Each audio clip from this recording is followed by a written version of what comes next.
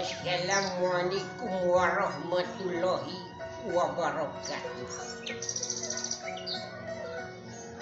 Wal asri innal insana lafi husri illal ladzina amanu wa amilus solihati wa tawassaw bil haqqi wa tawassaw bis sabr. Wal asri demi wanci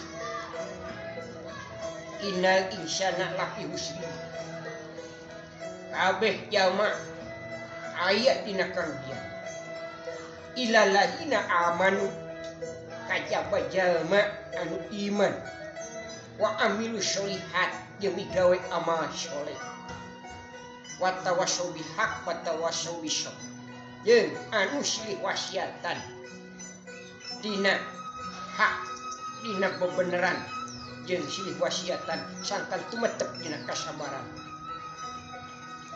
Para wargi para sadaya sadayana syaur Allah demi wanci demi waktu upami dina Al-Qur'an menakan kecap menakan kalimat atau ayat anu dimimitian ku Allah teku kecap nganggo wauna waw qasam ai waw qasam teh waw sumpah ta eta teh nuduhkeun yen naon anu diuningakeun ku Allah teh eta teh perlu perhatian anu khusus, perlu perhatian anu leuwih di manusia di anu macana nyata wal asri demi wanci rugi teu aya jalma nu untung saurang dina masalah waktu.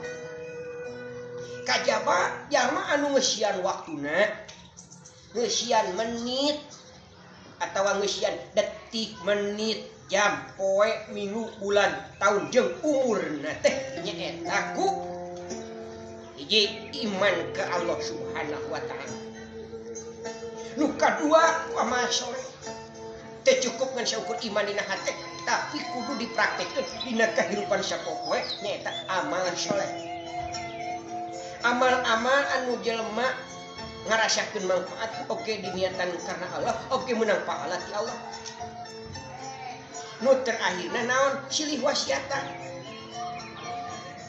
silih papagahan silih elingan sabab manusia teh tara cicing dina hiji kaya kadang bener kadang salah jelema kena owah kincir sabab manusia bener tuluy lain malaikat salah tuluy lain setan tapi manusia mah kadang salah kadang bener. Lamun aya dulur aya batu nu salah lain digogoreng lain di jauhan lain dihina tapi diingetan.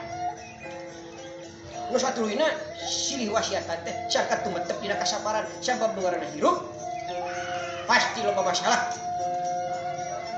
Tah sang hareupan tiap masalah teh ku kasabaran. Insyaallah urang sadayana bakal jadi jami-jami anu untung di dunia rabu akhirat. Wassalamualaikum warahmatullahi wabarakatuh.